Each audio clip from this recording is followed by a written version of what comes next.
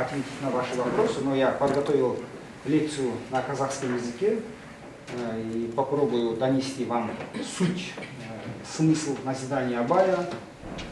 Третье слово. Бұл үшінші сөзді таңдауға әсер еткен, осыдан 10 жылдай бұрын, 2008 жыл бұрын, 16 жылы мен Барнауылға бардым іс-сапармен. Барнауылда үлкен Алтай университеті бар, сол жерде іс-сапармен барғанымда Жапониядан бір профессор келді. Жапонияның профессоры екеуміз жақсы әңгімелесіп тіл табысып кеттік те, содан кейін ол маған сұрақ қоя бастады. Жалпы жапондықтар кез келген өмірдің болмысына философиялық көзқараспен қарайды екен.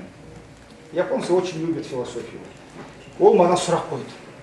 Сіз қандай философиялық толғамдарға иек артасыз дейді. Маған керемет сұрақ болды. Бұндай сұрақты ешкім қоймайды ғой. Бәрінің сұрайтын, жаңа қайдан келдің? Мысалы, арқалықтан келдім десем, арқалықта не бар? Адам бар ма? Қанша адам тұрады деген сияқты өте оңай сұрақтар қойылады, бірақ жапонның сұрағы маған өте ауыр сұрақ болды. Сіз қандай философиялық ұғымға иек артасыз деп. Бірден жауап бере алмадым, бірақ ойладым, бірден есімді жидымда мен Абай мен Әл-Фарабидің философиялық ой толғамдарынан мен қуат аламын деп айттым. Одан кейін ары қарай сұрақ қойды. Жақсы, оның ой толғамдарында қандай құндылықтар жатыр дейді. Енді Әл-Фараби туралы оқығанымыз бар, оның жаңағы әділетті қала, мейірімді басшы деген өзінің еңбегі бар, жалпы оқысаңыздар. Ол Әл-Фараби осы мемлекетті мейірімділікке, басшының қайырымдылыққа жақындау болуы туралы көп еңбек жазған жалпы Әл-Фараби. Және Әл-Фарабидің ең керемет сөзі біздің жадымызға жеткен жаңағы тәрбиесіз берген білім адамзаттың қас жауы деп айтылады. Осы туралы айттым, керемет екен деді. Мен оны оқымаған екенмін деді. Сөйтіп өзіне түртіп алды. Одан кейін ары қарай сұрақ қойды. Енді осы Әл-Фараби мен Абай қай жерден қуат алды деді. Қандай философтарға олар иек артып отыр деді. Бұл сұрақ анадан да қиындау болды бұл сұрақ. Содан кейін ойландым, енді онымен қазір анау немістің философтарын айта бастасам, Ницшені айта бастасам, ол қаншалықты дұрыс мен оны білмеймін ғой. Абайдың қандай философтарға сүйенгенін, Әл-Фарабидің қандай философтарға сүйенгенін. Содан кейін енді Абайдың сол кезде әйтеуір ақырын оқып жүргеніміз бізге әсер етті.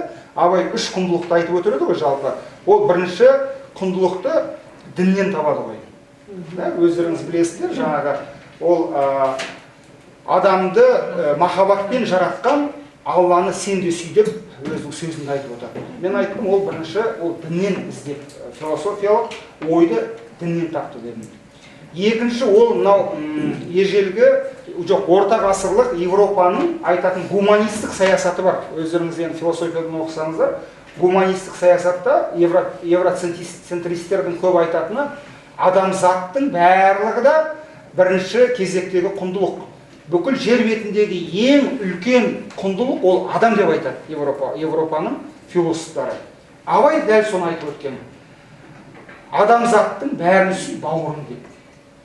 Мен айттым, екінші ол мынау адами құндылықтардан өзінің қасындағы замандастарының ой толғамдарынан, ол жаңағы орыстардың Пушкинін оқыды, Лермонтовты оқыды, Толстойды оқыды, солардан көп мағлұмат алуға тырысты. Екінші бұл. Үшіншісі ол ақиқаттың жолын іздеген. Осы тұрғыда айтып едім, басын шайқап керемет екен дедім. Сіздердің Абай туралы мен бұндай көзқарасым болған жоқ.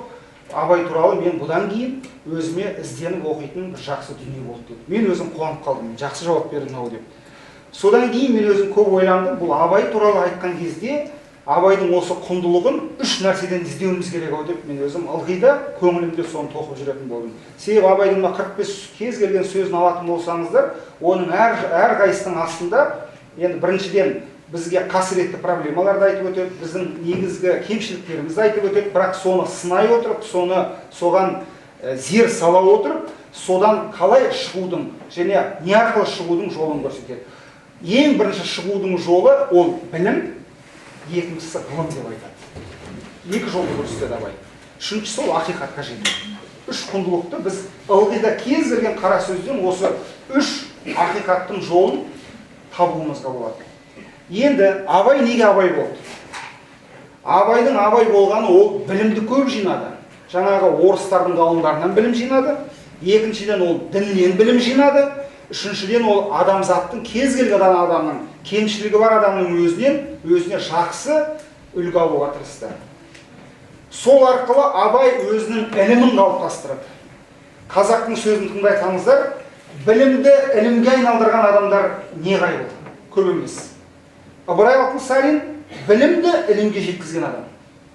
Шәкәрім білімді ілімге жеткізген адам. Әл-Фараби де сондай. Абай білімді ілімге жеткізген адам. Көпшілік халық өкінішке орай білім деңгейінде қалып қояды. Ыбырай Алтынсариннің сөзімен айтатын болсақ, оқығанды ықыласпен көңілге тоқи алмай қалдық. Мүмкін соның қатарында біз де басқармыз. Егерден біздің ертеңгі күні артымыздан ұрпақтарымыз ізіміздің қалғанын айтып, Әмірбекұлының ізі Әбірбекұлының мектебі десе, онда менің ілім деңгейіне жеткендігім. Ал егерде мені тарихтың қоржынына салып қойып, тарихтың толқынымен мен жұтылып кетсем, онда менің бар деңгейім, профессорлығым білім деңгейінде ғана қалып қойғаным деп мен ұғынамын. Сол үшін адамның мықтысы ол ғылымға шығу керек. Бірінші білім, екінші саты ғылым, одан кейін барып ілім пайда болады. Сондықтан да мынау Абайдың енді мен қара сөзіне жақындаудан бұрын осындай философиялық ұғымды біз бірінші түсініп алуымыз керек ау деп өзім ойлаймын. Мемлекеттік қызметшінің де ар жағында ар-ождан кодексі жатыр. Сіздерді мемлекеттік қызметке қабылдаудан бұрын тестілеуіңіз бар. Екіншіден, мемлекеттік саясаттың өзінің догматтары бар және талаптары бар. Соның ішінде ар-ождан кодексі бар. Ал енді мемлекеттік қызметші ар-ождан құндылықтарын қайдан іздеу керек? Айналып келгенде осындай ілім деңгейіне жеткен азаматтардың өмірлік тәжірибесінен ғана табуға болады ғой деп мен өзім ойлаймын. Ал мынау қазіргі білім деңгейінде жүрген азаматтар бізге үлгі бола алмайды. Жаңа Ақерке Дәуренбекқызы екеуміз кіріп келген кезде де әңгімеге арқау болған бір сөзді айта кетейін. Мен өзім бұрындағы осы Абайдың қара сөздерін бұрын оқыған азаматтардың лекциясына зер салдыңыз ба дейді, мен зер салған жоқ дедім. Оған біріншіден уақытында болған жоқ, екіншіден оған желанием да болған жоқ дедім. Себебі әр азаматтың өзінің болмысы, айтар сөзі, өзіндік пікірі болу керек. Мемлекеттік қызметшінің де өзіндік айтатын ойы болу керек. Және ол басқаның ізін қайталау міндетті емес, қайталамау да керек. Адам кәмелеттік жасқа толғанша басқадан үйрену керек, ата-ананың мектебінен үйрену керек, мектептің өмірінен үйрену керек, замандастарынан үйрену керек. Кәмелеттік жасқа толғаннан кейін адам өзіндік болмысымен өзіндік сөзін айтатын деңгейге жету керек. Осы құндылықтарды сіңірген кезде ғана біздің мемлекеттік қызметшіден қаймықпайтын, өзіндік ойын тайсалмай жеткізе алатын және қажетті шешім қабылдай алатын азамат шығады. Басқа жағдайда мемлекеттік қызметші функционер қызметінен аса алмайды. Ол адамның тарихта да ізі болмайды, ғылыми өмірде де ізі болмайды, мемлекеттік қызметте де ізі қалмайды. 3 күннен кейін сіздерді бәрі де ұмытады. Поверьте мне, через 3 дня о вас забудут. Причем успешно вас забудут. Ол ізді қалдыру үшін өздеріңіздің болмыстарыңыз болу керек. Өздеріңіздің шатақ мінездеріңіз болу керек, басқаға ұқсамайтын мінездеріңіз болу керек. Ол мінезді қалыптастыратын білім мен ғылым, одан басқа жол жоқ. Абайдың 3-ші сөзіне слайдты кішкене алмастыруға бола ма?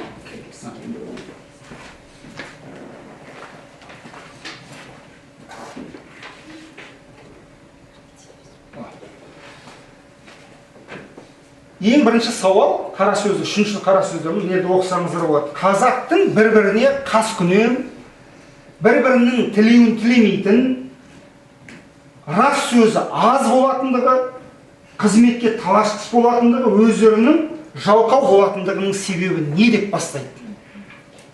Шын мәнінде де бұл көрініс өкінішке орай бүгінгі күнде де көрініс тауып отыр. Абайдың қара сөздерінің дәл бүгінгі күні қайта өзекті бола бастағаны осы жекелеген кемшіліктеріміз біздің бойымыздан табылып жатыр. Қызметке таласқыш, ол бұрындары болыстыққа таласатын болса, қазір депутаттыққа таласады. Бұрын болыстыққа таласатын болса, қазір ауыл әкімдігіне таласады. Енді амандық болса, Құдайға шүкір, аудан әкімдігіне таласу басталып жатыр. Оның ар жағында біздің мынандай жекелеген немесе бәрімізге көпшілікке тән осындай қасиеттер жатыр деп айтады Абай. Осыны Абай 133 жыл бұрын айтты. Осындай қасиеттерді біз бойымызға қайдан жинадық? Оны Абай шешімдерінде айтады. Міне, біріншіден, мына жердің барлығында енді сіздерге түсінікті болу үшін әдейі бөліп көрсетіп отырмын. Енді әр қайратсыз адам қорқақ, мақтаншақ келеді. Шын мәнінде оны енді тек қана Абайға айтқан жоқ, көптеген философтардан оқитын болсаңыздар, білімсіз адам надан болады. Біріншіден. Екіншіден, әлсіз адам, ғылыми тұрғыдан, біліми тұрғыдан әлсіз адам қорқақ болады. Қорқақ адам өтірік айтады, өзінің шынайылығын көрсету үшін. Әрбір мақтаншақ оның ар жағында қорқақтық, надандық, ақылсыздық жатыр. Әрбір ақылсыз надан келеді, әрбір ақылсыз жалқаудан сұрамсақ, тойымсыз, өнерсіз, ешкімге достығы жоқ жандар шығады. Оның бірден бір көрінісі мен мынадан көремін мысалға. Мен өзінің жеке пікірім. Мысалға адамның бойында қасиет жоқ. Қасиеті жоқ адамды кім деп айтамыз? Қасиеті жоқ адам ең біріншіден, бұрындары менен өзім бала кезінде, мен қариялардың қолында тәрбиеленген баламын, атам мен апамның баласымын. Менің атам маған бата бергізу үшін осы бір 6 жасымда ма, 7 жасымда мен еміс есімде ауылдан 100 километр алыста тұратын бір ақсақалға апарып, ол кісі өте үлкен қария кісі болатын, сол кісіге барып бата бергізді. Сол кісі маған бата берген болатын. Ауылда кез келген адам қолын жайып бата берем десе, ол кісі бергізбейтін батаны. Себебі бата беретін адамның қасиеті болу керек деп айтып отыратын адам. Қасиеттілік деген қайда пайда болады? Ол таза адамда пайда болады, арлы адамда пайда болады, және ақиқатты таныған адамда ғана пайда болады дейтін. Атамның өзіндік сондай болмысы болатын. Және сондай 3 қасиеті бар адамнан ғана бата сұрау керек дейді. Мысалға қазір кез келген тойға барыңыз, кез келген үйдегі отырысқа барыңыз, жасы үлкен адамға бата бергізеді бізде, немесе Құдаға бата бергізіп жатады. Оның қасиеті бар ма, қасиеті жоқ па, адами болмысы бар ма, оған біз қарамаймыз. Ол өте дұрыс емес подход. Батаны қасиет қонған адамнан ғана сұраған қазақта. Және қасиеті бар адам ғана бата берген. Себебі 40-тың бірі Қыдыр деген сөз қасиетті адамдардан ғана жұққан қасиет бізге. Сондықтан да мына жердегі Абайдың айтып отқан қасиетсіз адамның, сұрамсақ, достығы жоқ, тойымсыз, өнерсіз адамның, бұл адамның 70-ке келсе де, 80-ге келсе де, бұндай адамнан бата да сұрамау керек, бұл адамнан елге қажетті ақылды да сұрамау керек. Бұндай адам қалай пайда болады? Бұндай адам дүниеге құныққаннан пайда болады. Оны Абай керемет ары қарай өзінің сөзінде жалғастырады. Мен бірінші мынау нелеріңізді қазір айтып өтейін. Жалпы енді бүгінгі күннің сипатымен алатын болсақ, жаңа дәуірдің дертін қалай көруімізге болады? Жаңа қасиеттерден біз жалқаулық, надандық, арсыздық, көргенсіздік, тойымсыздық деген қасиеттердің барлығы қандай жағдайға алып келіп жатыр? Есірткіге тәуелділік. Есірткіге тәуелділік дегеніміз ол жұмысы жоқтық, тамағы тоқтық, аздырар адам баласын деп айтқан. Естіңіздер бұны, білесіздер. Балаға тым көп қамқорлық, балаға тым көп берілетін внимание баланың жолдан тайқуына алып келеді. Ницшенің философиясын оқитын болсаңыздар, Ницше де айтады. Соның бір сөзіне мен дәл сипаттай алмаймын, бірақ оның айтатын баласы бар, сөзі бар, жасқа қатысты. Балаға шектен тыс опека жасамау керек. Шектен тыс, осы Ницшенің бір философиялық сөзінде мен өзіме оқып таңғалған болатын. Бірақ мен оған өзім келіскен жоқпын. Бізде қазақта айтады ғой, балаға көп махаббат беру керек. Бірақ махаббат пен тым көп вниманиенің арасында айырмашылық бар. Есірткіге тәуелділіктің қазіргі таңда әсіресе жастардың арасындағы есірткіге тәуелділік, ол баланың әуестенуден өнерге, білімге, ғылымға деген әуестігінің жоқтығынан және бос уақытының көптігінен есірткіге тәуелділік пайда болады. Және ол ата-ананың беретін бағытынан тайқуына алып келеді. Бізде өкінішке орай, енді мен жалпы орыс халқында да, қазақ халқында да ата-ана мектебі жоқ бізде, өкінішке орай. Біз ата-ананың мектебін тек өзіміздің әке-шешемізден ғана көре аламыз. Егерден бұйыртып әке-шешеміз сәтті отбасын құрған болса, біз жақсы тәрбие аламыз. Егерден ата-анамыздың арасында кикілжің болса, бір-біріне реніш болатын болса, бір-біріне сүйіп қосылмаған болса, біз сол образды өзіміздің дүниетанымымызға сіңіріп алуымыз мүмкін. Осындай толық емес отбасынан шыққан, осындай махаббатқа жұтаң отбасынан шыққан баланың есірткіге тәуелділігі, басқа да ауытқу жолдарына түсіп кетуінің себебі, бірден бір себебі осы болуы мүмкін. Қазіргі таңда мына буллинг процесс мәселесі мектептерде өте көп туындап жатыр. Бұл да мектептегі білімнің, қажетті дағдының, мектеп мұғалімінің өзіндік рөлін дұрыс атқармауынан туып отыр. Мен өзім енді педагогикалық университетте жұмыс жасап жатқандықтан, мен оны өте сеніммен айта аламын. Өкінішке орай бізде қоғамда ұстаздың келбеті төмендеп бара жатыр. Ұстаз аз, мұғалім көп. Мен солай айта бердім. Бізде мұғалім жеткілікті. Изобилие педагогов. Но, к сожалению, учителей, настоящих учителей мало. Ұстаз өкінішке орай аз. Ұстаз өзіндік із қалдыра алатын, өзінің махаббатын балаға жеткізе алатын, және баланың жүрегіндегі арманды оята алатын азаматты біз ұстаз деп атаймыз. Менің бала кезімнен естен кетпейтін бір оқиғаны сіздерге айтып берейін. Мектепте алғашқы ұстазымыз Кенже апай болды. Мен мектепке барған кезде Кенже апай мені қатты жақсы көрді. Кенже апай әр сабақта келіп, менің қасыма келіп, Ержан, сенің сабақ оқуың өте жақсы. Сенен үлкен жақсы азамат шығады. Сенің сабақ оқуың маған ұнайды деп айтады. Мен керемет қуанатынмын. Кенже апай менің жақсы көретініне, жаңа маған соншалықты внимание беретініне риза болатынмын. Және сол Кенже апайым риза болсын деп, мен сабақты жақсы оқуға тырысатынмын. Сөйтіп, Кенже апайымыздың сабағын бітіріп, біз бастауыш класты бітіріп, кейін өсіп кетті. Бірақ сол Кенже апайымның маған деген сенімі мен ылғи да қайрап отырды. Мектепті жақсы бітірдім, алтын медальмен бітірдім, университетті қызыл дипломға бітірдім. Сөйтіп, университетті бітіргеннен кейін, мектептегі өзіміздің сыныптастарымыз, мектепті бітіргенімізге бір 20 жыл болған кезде ауылға жиналдық бәріміз. Сөйтіп, Кенже апайымыз өкінішке орай өмірден өтіп кетті. Сөйтіп, ол кісінің үйіне барып, Құран оқуға бардық. Құран оқуға барып, оқып болғаннан кейін мен сол жерде айттым.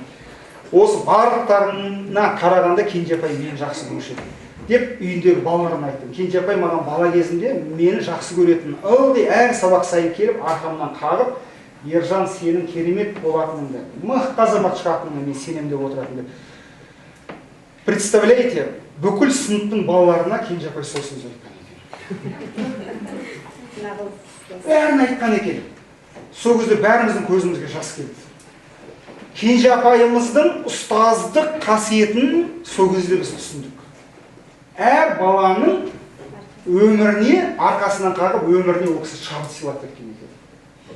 Сонда мен 20 жыл бойы жасырып жүрдім сыныптастарымнан. Себебі олар мені қызғанбасын, Кенже апайдың көбірек жақсы көріп қойғанын білмесін деп ойлаған едім. Бірақ олай емес екен. Бүкіл мектептегі балалардың барлығын жақсы көрді. Нағыз ұстаз болған, сол кісі болған. Мен енді осы мысалымды мен қазір университетте де өзім студенттерге дәріс оқыған кезде де айтамын. Сол сөзді өмірлеріне түйіп алса екен деп айтамын.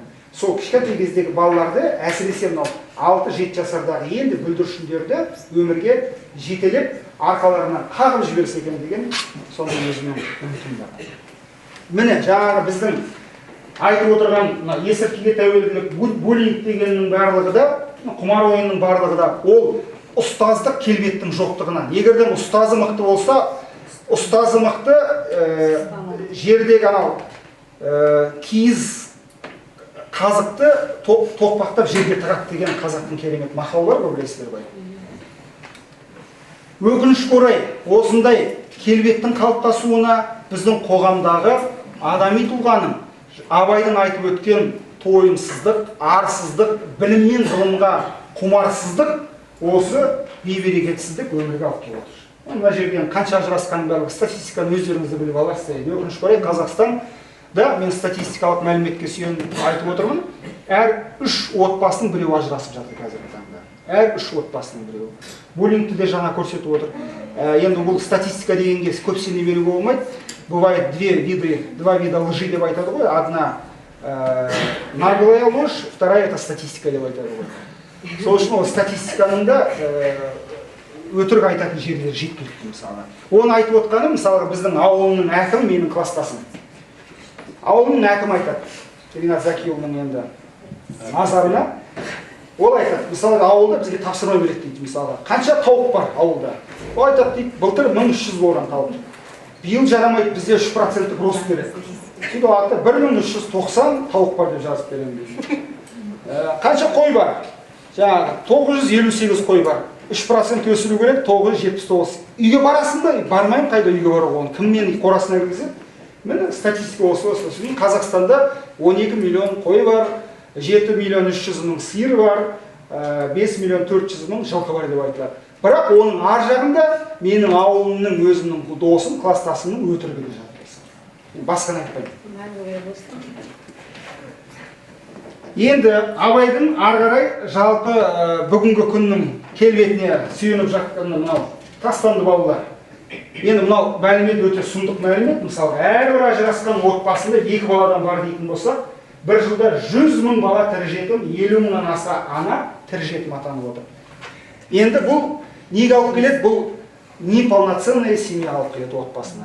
Енді оған өздеріңізді келісетін шығарсыздар, осы жерде отырған қыздарымыздың көпшілігі ана, ер азаматтарымыздың көпшілігі әке ғой. Ал енді толық емес отбасында өскен баланың әрдайым жүрегінде әкенің мейірімділігінің сағынышы жатыр, және ер азаматқа тән қасиеттердің азаюы да болуы мүмкін. Енді мен оны 100% солай деп айтпай-ақ қояйын, бірақ көпшілік жағдайда ер азаматқа тән үстемдік, ер азаматқа тән қайсарлық, шатақ мінез, оның барлығы әкеден келеді. Ол анадан жұқпайды. Осы мінезді беретін әке.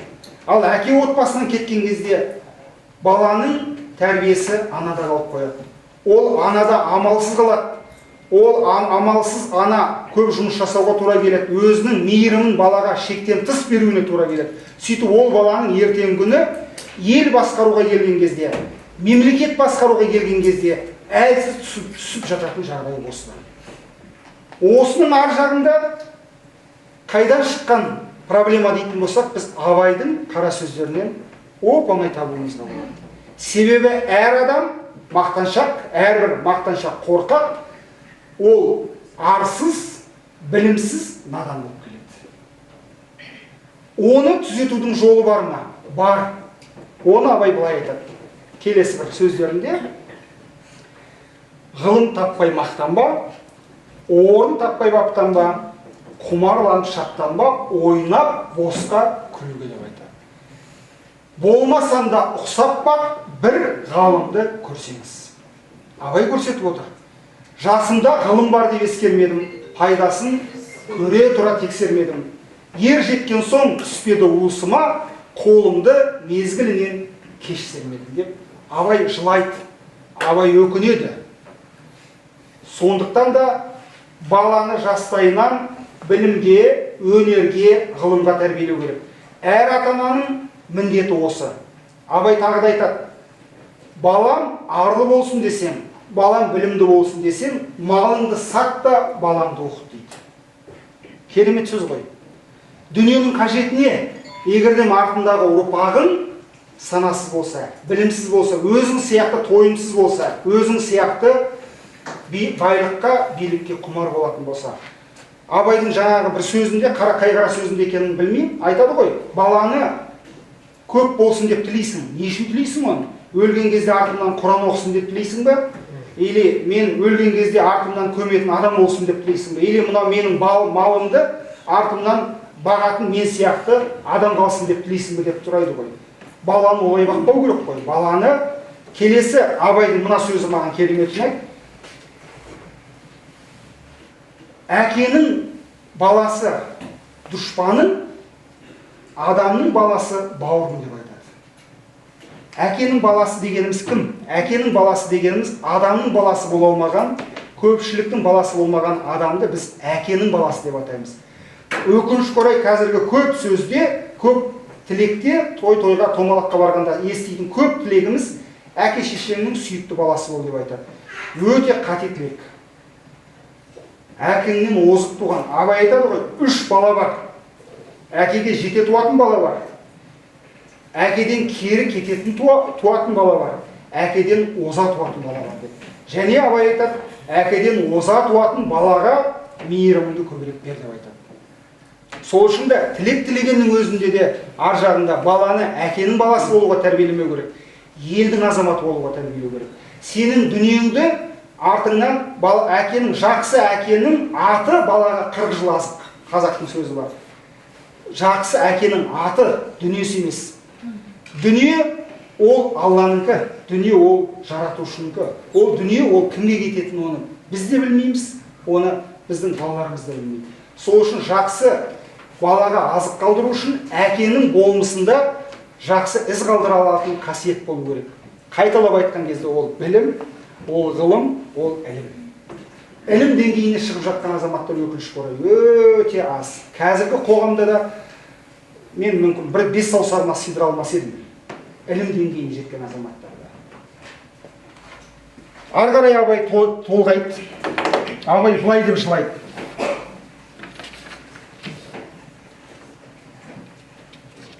Төрт аяқты малды көбейтемнен басқа ойының жоқтығы. Өзге егін, сауда, өнер, ғылым сияқты нәрселерге бой ұсынса, ондай болмас еді дейді. Баяғы ертектерді оқып отыратын болсақ, хандардың заманында, ертекті мен өзім көп оқығам, сол кезде мықты хандар, патшалар балаларын өнер үйретуге басқа шаһарларға жіберген. Сол жерден олар өнер үйреніп келген. Анау бар ғой бір ертегіде, баласы бір сиқыршыға жібереді, онымен сиқыршы ол бала әбден сиқырды білгеннен кейін, ол баланың сиқырды көп біліп қойғанын білетті, оны өлтіргісі келген кезде ол қарға айналып кетеді, онымен ол тауық болып шоқиын деген кезде ол мысыққа айналып кетеді, содан кейін ол жаңағы ит болып ол артынан қуған кезде құс болып шығып кетеді, сол кезде ол мерген болып садағын ататын кезде ол жерге түсіп балық болып кетеді. Оның барлығы өнер ғой жалпы. Ол сол әдемі ертегі тілімен сипаттаған. Өнердің барлығы да ілім, оқу, тоқу арқылы келеді. Бүгінгі күннің болмысы лауазымды қызметке таласу, лауазымды қызметке ие болу. Оның артынан беретін ізі бар ма? Мен енді қазақтағы бір жақсы қазіргі заманның философы Ғарифолла Есім туралы айтқым келеді. Ғарифолла Есім деген бір азамат бар, жақсы. Ол кісі өзі философ. Ол кісінің әке деген әкеге естелік туралы эссесін оқып шықсаңыздар, көздеріңе міндетті түрде жас келеді көздеріңізге. Мен өзім 2 рет оқыдым, 2 ретте көзімнен жас ақты. Әкеге деген сағынышы керемет сипатталған жаңа жерде. Сол кісінің көмекшісі, менің жақын досым, көмекшісі болып жүрген кезде бір күні соның парламентте кабинетіне кіріп қалсам, Ғарифолла Есім есікте, ар жағында есіктің ар жағында бір әкіммен сөйлесіп отыр екен. Анау досым маған жақын ғана ақын кел қасыма отыр, ана кісі сөйлесіп отыр деп. Сол кезде Ғарифолла Есім облыс әкімімен сөйлесіп отыр екен. Сол кісінің есінен шықпайтын мына сөзі. Облыс әкімі Ғарифолла Есім туралы бір жайсыз әңгіме айтқан көрінеді бір жерде. Сол Ғарифолла Есім ана кісіге қатты ренжіп былай айтып отыр. Сен өзіңді кіммін деп жүрсің? Желмен келіп, желмен кететін сен қаңбақсың. Бүгін қызметің бар, ертең қызметіңнен кеткен кезде сен ешкім демессің. Мен ғалыммын. Менің жазатын қағазым бар, қолымда қаламым бар. Мен депутат, сенатор болып атым қалмайды, мен ғалым болып атым қалады. Менің ғалымдық болмысым қалады. Екеуміздің арамызда әдемі көпір бар еді. Көпірді сен өз қолыңмен бұздың. Бұдан кейін маған саған жол жоқ деді да, телефонды қоя салды. Керемет сөз ғой, түсінген адамға. Осындай сөзді айта алатын адамды көріп мен таң қалдым. Ғарифолла Есімнің облыс әкіміне, енді қай облыс әкіміне өзім мен білдім, бірақ сондай адамға сондай сөз айта алатынын өзім көріп, іштей риза болдым мысалға. Соны айтқым келіп отырғаны, ол кісінің Ол кісі сенаторда болған, қоғам қайраткері, елдің танымал азаматы, бірақ ол кісі қазір қоғамда философ және ғалым ретінде ғана аталып отыр. Сол үшін қандай қызмет істемесек те, қандай лауазымды жұмыстар атқармасақ та өзіміздің адами болмысымыздан ажырап қалмауымыз керек. Абай осыған шақырады, Абай осыған үндейді.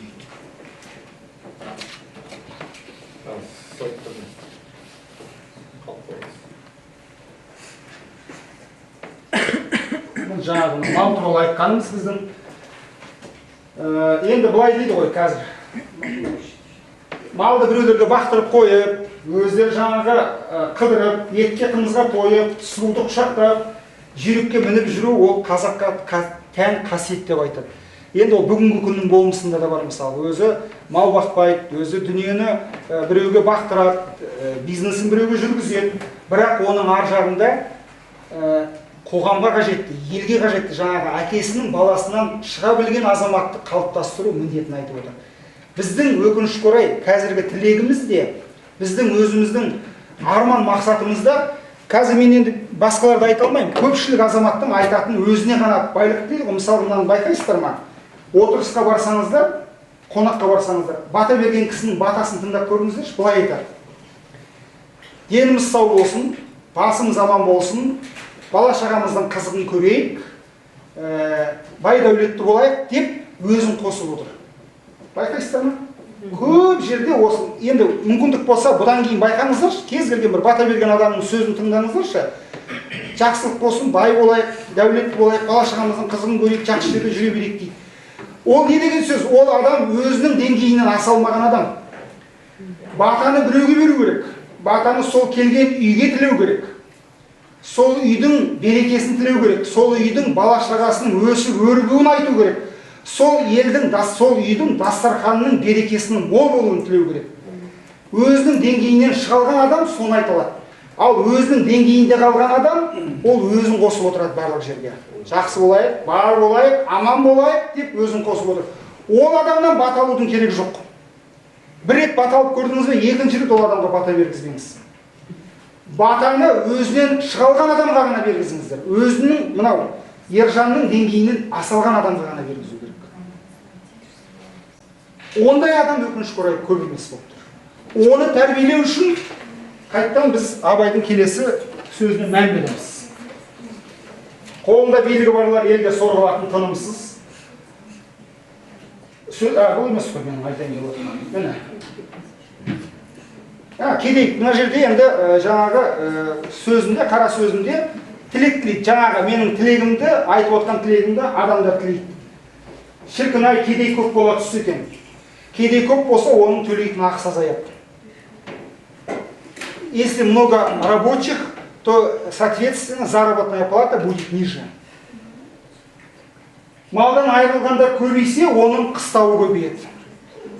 Малы қырылып қалса екен, басқаның малы азайып кетсе екен. Ананың кедей болса екен деп, ол мені кедей болса екен деп, бір-бірімізге қастық тілеп, жамандық тілеп, бір-бірімізді өсірмей, ең соңында айналып келген кезде екеміздің де малымыз қырылады, екеміздің де жайлауымыз тарылады. Сөйтіп басқа үшінші адам біздің қыстауымызды тартып алып, біздің дүниемізге иелік етеді дейді. Әрі-берден соң сонымыздың бәрі сыртымызға шықты. Бұрын ішімізден тілектесек, енді біз болыстыққа ұмтылдық. Біз старшын болуға, сол заманның тілімен айтқанда, старшын болуға тырыстық. Неге? Менің сөзім өтімді болса екен. Анау менің қарсыластарыма, мен болыс болсам, өзінің әмірімді жүргізсем екен. Олардың жерін тартып алуға өзінің қолында қол қоятын қағазым болса екен деп мен тілек тіледім дейді. Қазіргі заманда да ол көріністер бар, жаппай емес, бірақ жеткілікті. Билікке берген адамның көпшілігі өзінің дәулетін көбейтуге, өзінің әмірін жүргізуге, өзінің үстемдігін басқаға көрсетуге тырысады. Ол айналып келген кезде өзінің деңгейінен аса алмаған Мұхит, Сәбит, Жанат, Қанат, Әлима, Сәлима, Айгүл, Айнұрдың деңгейі. Өзінің деңгейінен асқан адамды біз ол адамзаттың ұлы деп атаймыз. Қызметке, билікке сол үшін таласқанын Абай айтады. Енді Абайдың осы үшінші сөзінің қорытындысында керемет бір мақалмен аяқтайды. Қазіргі заманда мақалдың пайда болған айтады. Ісі білмес, кісі білер деген сөз шықты дейді. Ісі білместі өзі керемет айтып өтеді. Ісіңнің түзулігінен жетпейсің сен. Ісің жақсы болса да, оған саған әдейі арыз ұйымдастыру мүмкін. Оны осы үшінші қара сөзінде айтады. Әдейі жақсы адамның сыртынан қара жұғады, қара күйе жағады. Егер ол адам біреуден көмек сұраса барып, оның адамшылығының жоқтығы ол да дейді. Ал егер ол көмек сұрамаса, ол сол қара күйе жағылған күйе не билікке таласа алмайды, не басқаға сөзін өткізе алмайды. Елдің арасында жексұрын атағына ие болып қалуы мүмкін. Оны істеп отырған адамның мақсаты да сол деп айтады. Сол үшін де ісінің түзілуінен жетпейді, кісінің амалшы, айлалығынан жетер деген сөз пайда болды дейді. Бүгінгі заманда осыдан ол 100 жыл бұрын, 133 жыл бұрын айтып кеткен дүние біздің қоғамымызға да тән келбетін көрсетіп отыр. Осы мақал арқылы Абай айтады ең соңында: адами болмысыңның келбетін ісіңнің түзулігінен тап дейді. Ниетіңнің тазалығынан тап.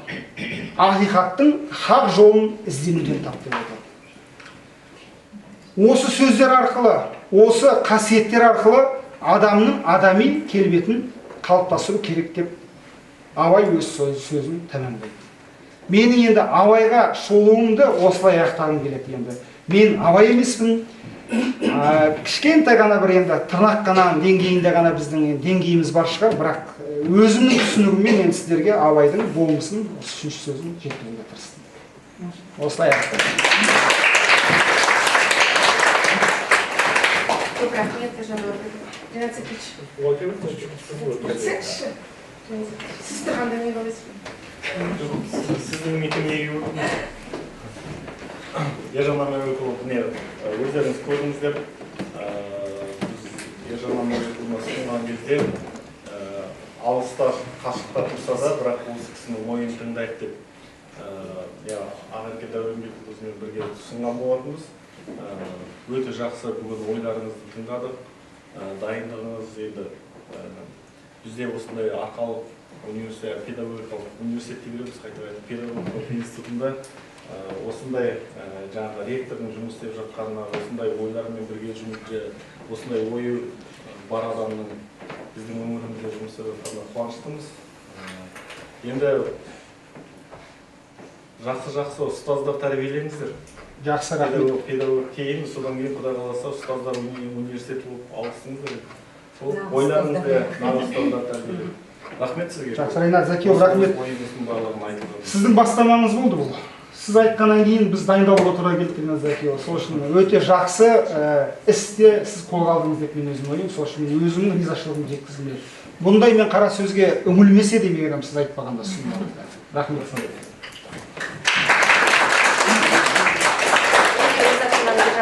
Сізге өз алғысымды білдіргім келеді. Өте кәдімгі современный тілмен айтсақ, көптеген инсайттар алдық. Көптен көп рахмет сізге. Бұл қара сөзді өзіміз оқыған кезде басқаша ой түйеді екенбіз.